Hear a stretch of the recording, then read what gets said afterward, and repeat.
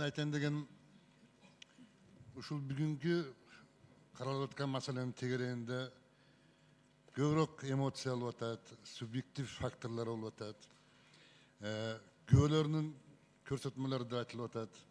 Мен сурайт элем да, ошол күбөлөр таранычы бар деп жок деп айтканга негиз барбы? Ошолордун кайсы бири суд аркылуу реабилитация болуп, күнөөсү жок деп акталып чыккандар бар. Бул биринчи маселе. Эми шек дегенде шектүү деле сүйлөп атабыз, бирок берилген бир нукта шек келип атат да.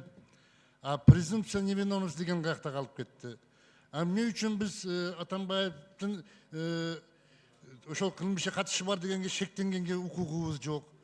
Бир жактуу эле шектенгенге ушундай бүгүн жаралып калдыбы. Мыйзам жөнүндө сөз кылып атабыз. Мыйзамды жагынып баарыбыз айтып атабыз. Мына бүгүн күндө экс-президентти жоопко тартуу деген норма негизинен жок. Болгону бир негиз болгону Конституциялык палатанын чечими. Ошол чечимдин бир эмесин окуп берейин. Правовой иммунитет экс-президента должен иметь конкретный правовой режим, который итоговое решение его преодоления независимо от предварительных процедур должно быть не менее сложным.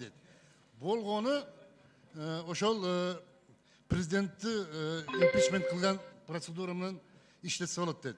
Бирок Конституцияда, Уголовный кодекста, ГПКда жазылган аналогия не запрещает.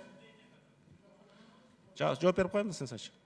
Анар эң туура айттыңыз. Мен комиссиянын корутундусу эле боюнча жооп берейин десем, өзүңөр чоң саясат боюнча суроо бересиңер. Мен сиздерден сурам, ушул корутундудагы ар бир тамгага жооп берем. Ошо жерден мыйзам бузуу тапсаңар процедурадан, ага да жооп берем. А эмнеге таянып иш кылдың дедиңиз? Мен 4 жагдайды айтайын.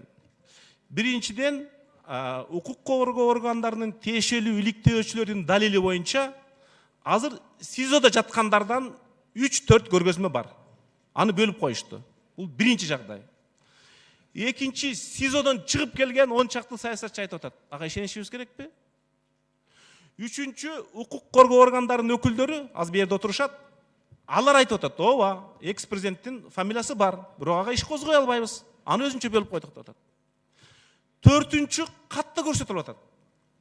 Бешинчи, комиссиянын мүчөлөрү ушундай деп чечти. Рахмат сиздерге.